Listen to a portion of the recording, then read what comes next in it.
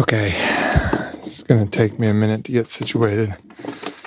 It's oddly cold in the Amazon. Okay. Things can never be the same again. I can't believe I feel like there should be some kind of Men in Black eraser that once you get this knowledge, you can't take it with you, but I'm taking it fucking with me. Welcome to the game. Rapid healing is so available to us. There's more possible in this reality than you ever thought. Just know that it's real. It's there for you. Here in the Amazon, come find it.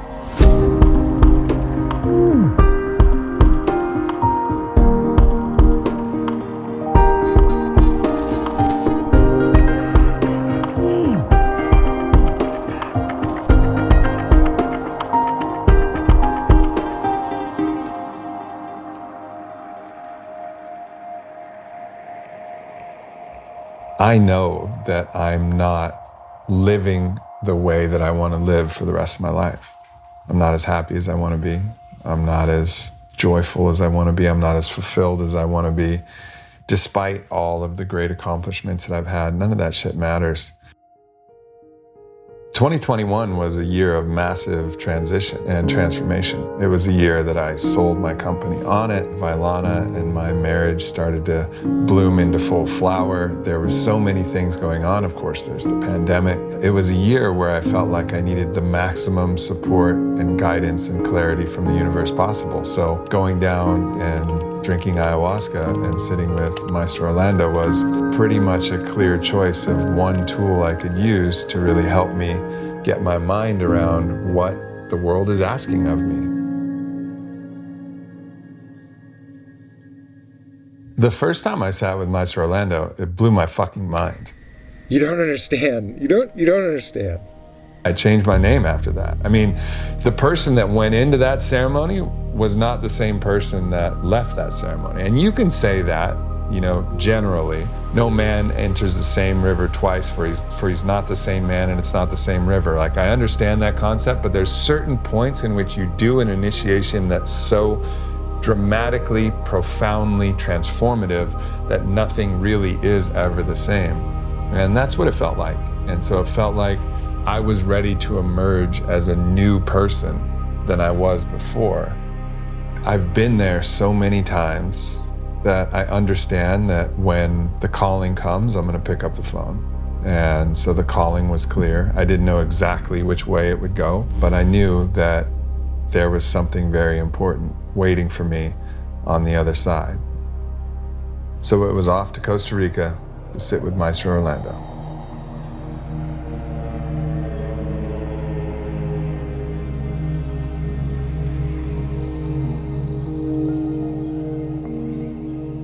Mi nombre es Orlando Chujandama Vasanga. My name is Orlando Chujandama Vasanga. I'm 56 years old. I'm from the indigenous family Quechua. Este trabajo o este arte aprendí. This art, or this job, I learned from my infant years. I initiated with this plant at 11 years old. That's when I started, from the very beginning, to work with myself internally, in silence, and as well as with the medicine of the plants. I love the work. I share my culture, my art, and most importantly, my ancestry when I do this type of work. And I feel very happy to do this kind of work. When I was first introduced to Maestro Orlando, he was actually one of 3 shamans that I could choose from. And each of these shamans had their own nickname, had their own way of going about how they offered their medicine. One of them worked with Christ energy. The other was actually a doctor. And then there was Maestro Orlando Chujandama, who just said, "My name is El Dragon De La Selva, the dragon of the jungle." And immediately, I've had an affinity for dragons since I was a little kid, so immediately I was a hell yes. He works with the dragon as a totem animal, which is very unusual. And he shares the story of how that came about, and it came about through a vision. and he had a very powerful dream. And in that dream, he was encountering a dragon. Now, in mythical shamanic lore, a lot of times your power animal will come and try to destroy you. Think of the movie Avatar, where they're trying to form that bond with the flying dragons. Well, how do you know which one is your dragon? It's the one that's going to try and kill you. This comes from a lot of different traditions. Well, in this dream, the dragon was trying to kill him. And in this dream, he had to test his own wits and skills and capabilities against this dragon in this visionary, dreamlike state. And then when he succeeded, he gained the dragon's medicine and became the dragon. So what is the dragon? A dragon is a being of infinite power. And how you use that power, well, that's the most important thing. And I've never met anyone who can hold that type of power with such humility, humor, and grace as Maestro Orlando. Your first impressions of him, maybe? Oh, first impression of him, he seemed so young at heart. You know, there are stories and the wrinkles of his face, but his smile is like this childlike wonder. The actor, Mortal Kombat. Actor for Ayahuasca. I've done ayahuasca a lot, and I've worked with a few really, really, really dynamic and impactful shamans.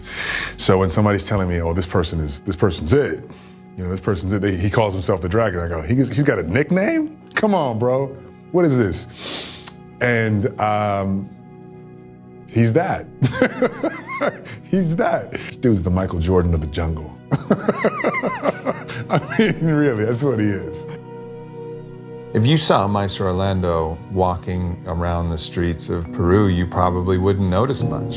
You know, somebody who looks like their body is active and capable, but doesn't spend a lot of time in the gym. You wouldn't think that he was a dragon, because his smile would be warm. But maybe if you looked a little closer, you would see a quiet intensity beneath that very friendly veneer. What was your experience sitting with the dragon? Well, I guess in my mind, my expectation of a dragon is that they're ferocious and fierce and scary, powerful. I would say that I wasn't afraid. He wasn't ferocious. He was powerful. And I felt like I was on the same side of the dragon. And I would definitely want a dragon as an ally. No doubt. The power of the dragon, undoubtedly. Yeah. There's something about his energy. Power is just effervescent. It's just abundantly flowing through him, but he doesn't need to use it.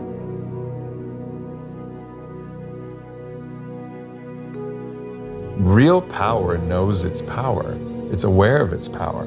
It doesn't need to show its power. It just knows itself to be powerful. And that's what I feel with Maestro Orlando, is that he embodies that essence of a dragon, where all you're gonna see is the smile, the laughter, that presence.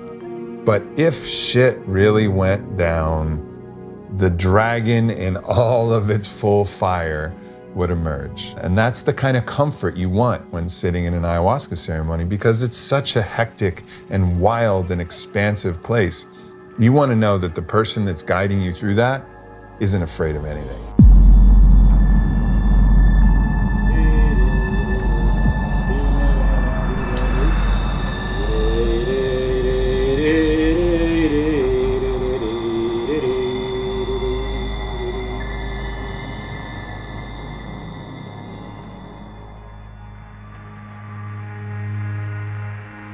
What is the role of ayahuasca amongst all of the plants?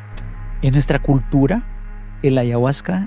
In our culture, ayahuasca is the plant of guidance and the plant that teaches. My feeling and my interpretation of what ayahuasca is ayahuasca is an expression of the consciousness of our earth. Imagine that you were in a waking dream, that grew in intensity and lasted for 8 hours, and you did it every other day for 3 days, and that while you're doing it, your soul is singing specific songs to you to amplify it, and that you're seeing multiple threads of the future that you could claim and you don't know which one is true, and then for the next 6 months you have these sprinkling moments of awareness where you realize that the visions that you had in that waking dream, you're living right now. That's kind of what it's like. Ayahuasca is a combination of a few plants that are indigenous in South America. It's a very potent psychoactive, and there's a spirit within it that feels like it's actively in conversation with you in a way that is going to challenge you and is seeking to transform you. And if you're in resistance to this very powerful force that's trying to transform you, it can be the hardest experience of your life.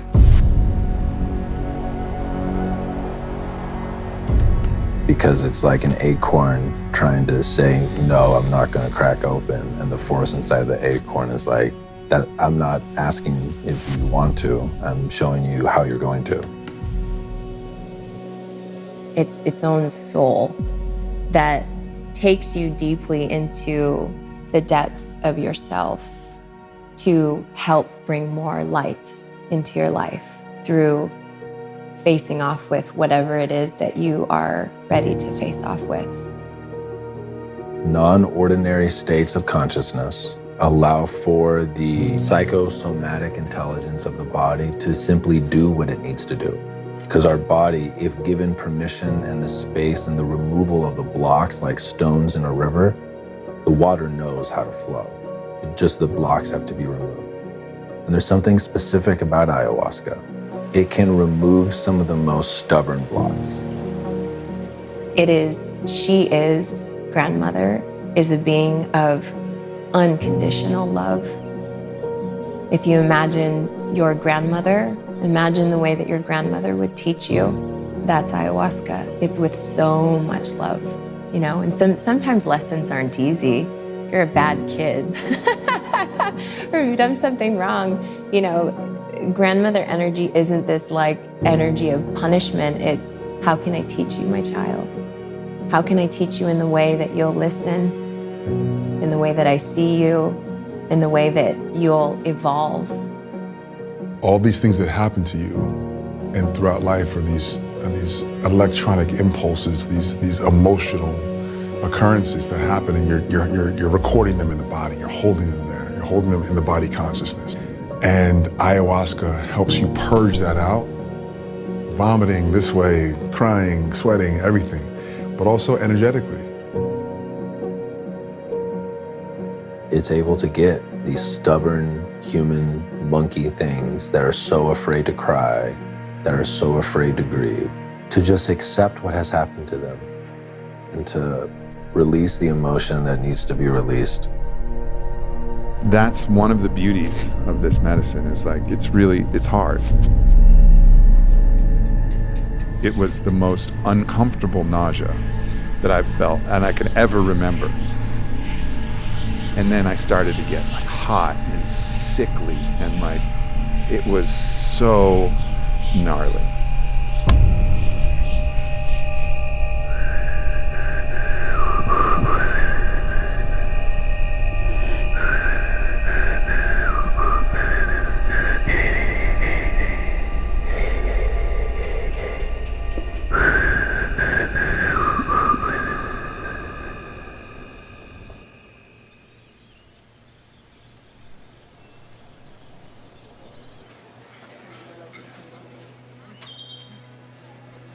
I don't know who Aubrey Marcus would be without ayahuasca. I'm not sure. Maybe I would be something similar. Maybe I wouldn't be. From the first time I took ayahuasca, it showed me a possible reality of me interacting with the future that was like the ideal me in the ideal future. I don't think you have the motivation to continue along a path unless you get a glimpse of where you're going, right? Like, a lot of people talk about meditation. You know, I should get in my meditation practice. Well, why? because someone tells you that meditation is a good thing to do? Have you felt it? Have you felt that place of absolute peace and serenity? Have you felt what that feels like? Well, if you haven't, are you going to sit in that cushion and focus on your breath for 5 years until you're able to get to that place? It's hard. It asks a lot. So getting a glimpse of what is possible then gives you the motivation to take all of those steps and do all of the work necessary to navigate yourself towards that reality.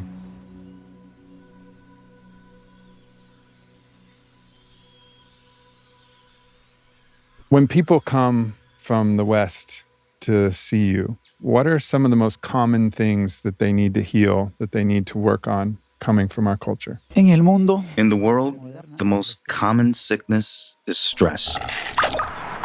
Why do they have this stress? Because of their cycle of living, their cycle of working, the way they're feeding themselves. This way of life is making people feel like they're sinking. It makes their life much more complicated. If the sickness in the West is stress, then that's absolutely related to this addiction to doing things, this fundamental belief that something else will change my reality other than me. And it's just not true.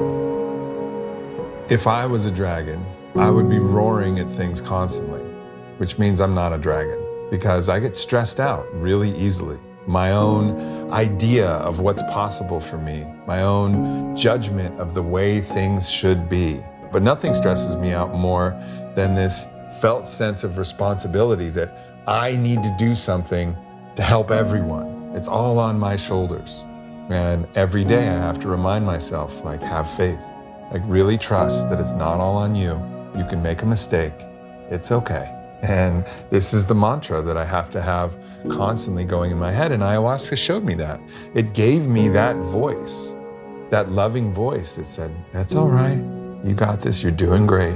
One breath at a time. Nothing externally is going to change what's happening to you internally. That's an internal process. It's so hard to believe that because we're taught the opposite. I mean, we are rewarded based upon the outcome that we have. I get an A letter on a report card. I get a reward of love from my parents. I score 20 points. I get a reward of love and smiles from my dad. We're so performance-based and so outcome-driven that we have to unlearn all of that and say that there's a different priority. Sadhguru shared a quote that said, I'm not here teaching others how to be superhuman. I'm teaching others that to be human is super. And just marinating in the gratitude that this experience, while we are floating on this huge rock, hurling through space, held into orbit by a giant ball of fire. If you don't believe in magic, just look at the stars and remember who the fuck you are. And I witnessed some magical shit. I've been obsessed with dragons and stories since I was 3 years old. And now it feels like I get the opportunity to meet a real dragon. Sometimes the experience of the maestros are undescribable, incomprehensible. There was a time where he was blowing on the tips of my fingers, and he blows on the palms, and then he blows through the tips. And when he did that, I could feel just dragon scales go all the way up, like my whole arms. And just because we create an email and we write it, we press send, we don't see a letter fly out of our computer, but we know that is sent. There is so much happening in the non-physical realm that we hardly tap into. Yet we just every single day send emails. I don't even think about it. When we talk about the shamanic realms, people are like, oh, that's woo-woo. It's like, that's like an email. Yeah, it's woo-woo if you haven't felt it. So this was my first time sitting with ayahuasca. Obviously, I didn't know what to expect. In that first ceremony, among all the things that were happening, I had a vision of a Buddha, a golden Buddha. We all saw different things, experienced different things, but I'm curious what you saw through your eyes. I sat down at the east, where the sun was coming up, So I was sitting just in front of a door. En una parte de la visión, In one part of the vision, I saw at the door the Buddha, right there at the door. And when he said that, like, I was shook. I couldn't believe it. And these two people wouldn't let me see the Buddha. They were kind of blocking him, hindering my sight, and preventing me from asking the Buddha what it wanted. And I asked, "Who are you?" But there were a lot of people also blocking me from seeing them. y cuando vi eso, And when I saw that, solamente dice, I just went. And all those people just ran out the door. y la segunda ceremonia, In the second ceremony, in the middle of the maloca, there were these women that seemed to be celebrating some kid's birthday or something like that. They were just dancing and celebrating. So I asked again, "Who are you?" And they were just looking at me, all of them just looking y at me también like this. soplado. And I just blew again, and they all ran out the door. You get one chance here in Maestro Orlando's ceremony. You answer when he asks you a question, or you're out the door. Así es. That is because all kinds of energy, especially the negative ones, they're all around sometimes. That's why the maestro or the facilitator are the ones that are in charge of protecting the group. Mm-hmm. If the container is not impeccable, if the guides and the healers are not impeccable, it's dangerous. And I think to not highlight that is to do the disservice. Imagine you are going into a radically new environment. Maybe it's a poisonous environment with sulfuric gas and lava flows. Well, you'd want somebody who's walked barefoot on those lava flows and understands the situation to help guide you through this potentially treacherous territory. Well, that's what it's like with ayahuasca. You want somebody who's been through the terrain of the wild astral jungle, because we're not prepared all by ourselves for everything that can arise in an ayahuasca journey. So having a trusted guide, just like having that best of the best SEAL team commander, Navy SEAL with you in a war-torn territory, is going to make you feel a lot more confident and a lot more safe. And in the case of Maestro Orlando, he's El Dragon De La Selva. He's the king of the kings. He's the dragon of the jungle. Chakroni daya jima gawa jiri ri muai nayo gaigo na na na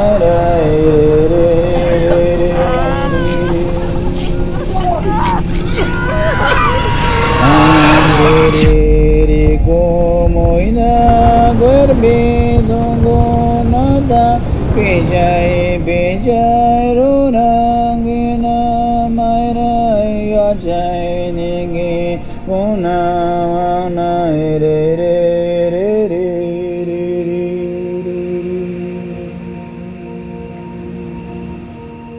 What does the fire of the dragon represent? Eliminación de The elimination of all negative energy and protection. Are these energies that are representative of aspects of that come from within us, or are these outside energies that are just attracted to what's happening in the Maloka? It's external energy, not internal, external. It's energy that's all around us. There's some natural energies out there trying to ruin the peace of people getting together to do this work. Entities that bother. Entities that want to put themselves in a good body. That's scary. Sí. That's why in the work that we do, it's the maestro that controls, that takes the hit. What do you think of when you think of the word the devil? What is that energy to you? The devil is in our head and in our heart. It's our own negativity. I've seen the devil as judgment that keeps us away from the universal love. Por eso digo, That's why I say it's in here, our own selves. Mind and heart, there's the devil. So, in other words, to fight this force, fight it within ourselves first. De ahí sacar para enfrentarlo. We must take it out of us in order to face it. One of my favorite quotes from Rumi is, "You are not a drop in the ocean, you are the ocean in a drop." We hold within us the entirety of the collective. So anything we see out in the world that we want to fight against, look inside first. Healing begins internally with your internal self. If I begin to work on my internal self, then the healing can help heal others around as well. People ask a lot, like, they see the landscape of the world and it feels so overwhelming. How can I possibly make a difference? And, you know, if you think of a glass of water, and the water inside of the glass, regardless of what level it's at, is representative of the collective, every single human being on this earth. If you add one drop of water, one drop that represents love, one drop that represents a level of forgiveness that you've given to yourself or compassion, if you add one tiny, like even like a little mist of water to that, the entire glass raises. Every single action, thought, emotion, like everything that's happening within you is significant for the collective. And if you want to start anywhere to help make a difference, like try to find more love within yourself. It's so easy to get caught up in, well, this is about me and this is my song and this is how I'm going to come across, or these are my words. And it's actually recognizing that if a sister is healing, I'm healing. If you are healing, I am healing. Mm-hmm. And there is no separation. Beware the trap of trying to fix things beyond what you're capable of fixing because you don't want to face that which you can fix, which is the things that are true for you right now in your life because it's terrifying or painful. Because fundamentally for me, the nervous system is an instrument. And every type of song that you ever try to play, i.e. every behavior you ever do, everything you ever try to help, if you are out of tune, you bring that out of tuneness to it. So tune yourself so you can help, so that when you do try to do something beyond just taking care of yourself, you are actually an adequate instrument to do so. And the fundamental thing that inhibits the ancient intelligence of this most beautiful instrument is the repressed expression of the instrument. And I truly believe that we all came here to express a specific song. I call it our dharma. And that fundamentally it comes down to having the courage and the sensitivity to hear the song that your instrument wants to play.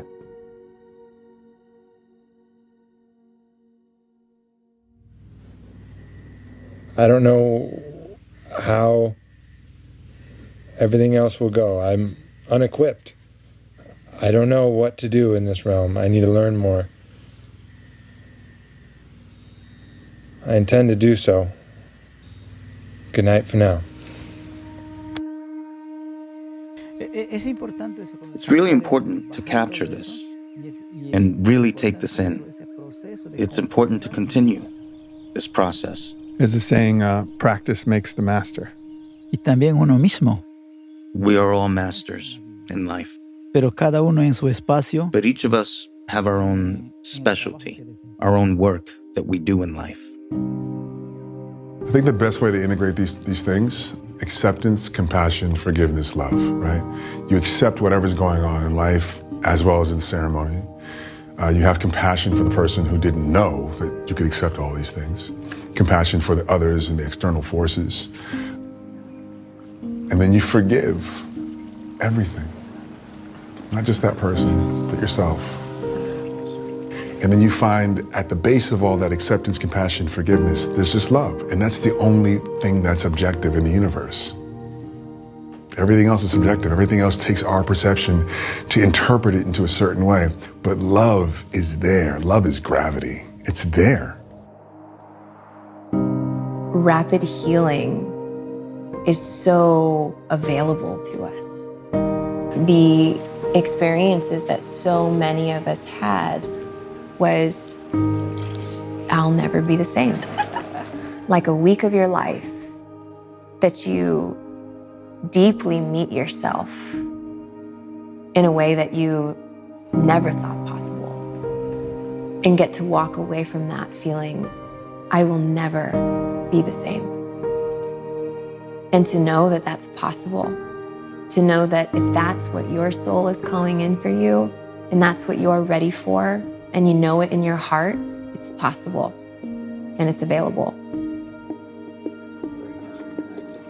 Dragons are, on a symbolic level, the absolute epitome of that which will kill you. They fundamentally represent the unknown.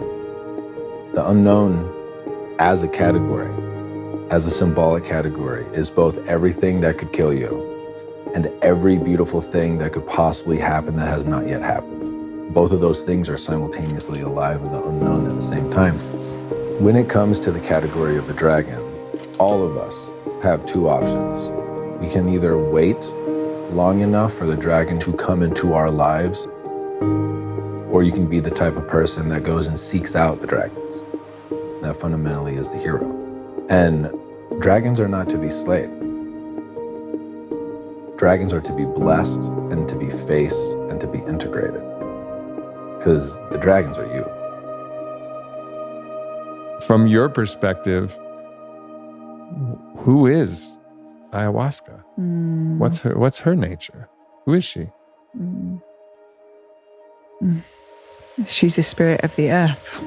It feels like a direct line of communication with Mama Gaia and what she's got to say and her power. She's the earth speaking through the vines that speaks into our neural networks to remind us of our power that comes from within. And when we truly understand that power, it comes with a great responsibility. The recognizing that if there's people on this planet that are suffering, we are all suffering to a certain degree. And that interconnectedness allows us to live a life of service, which means a life of magic.